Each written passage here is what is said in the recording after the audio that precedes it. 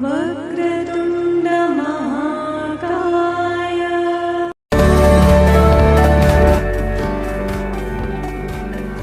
Hello friends, welcome to our channel. ఈ కథ ఏమిటో చూద్దామా. అనగనగా ఒక రాజ్యం.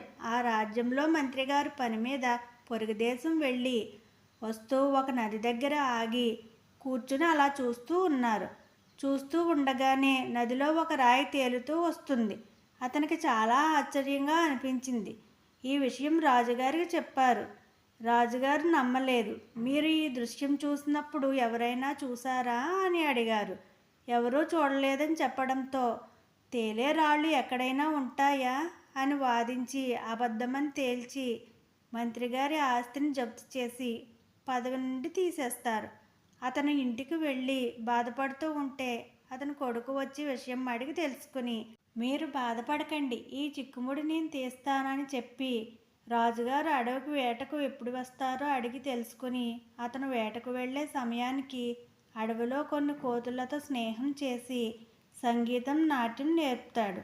కోతులు సంతోషంతో కృతజ్ఞతలు చెప్పి ఏమైనా సాయం చేస్తామని అడుగుతాయి. 2 రోజుల్లో రాజుగారు వస్తారు. అతను ఒంటరిగా ఉన్నప్పుడు సంగీతంతో ఆడి పాడండి, ఎవరితోనైనా వచ్చినప్పుడు మాత్రం పారిపోండి, అదే నాకు మీరు చేసే సాయం అని అంటాడు. అలాగే అని అడవిలో రాజు విశ్రాంతి తీసుకుంటుంటే కోతులన్నీ ఒక చోట చేరి సంగీతంతో ఆడుతూ పాడతాయి. రాజుగారికి ఆశ్చర్యం వేసి రాజ్యానికి వెళ్ళి చెప్తారు.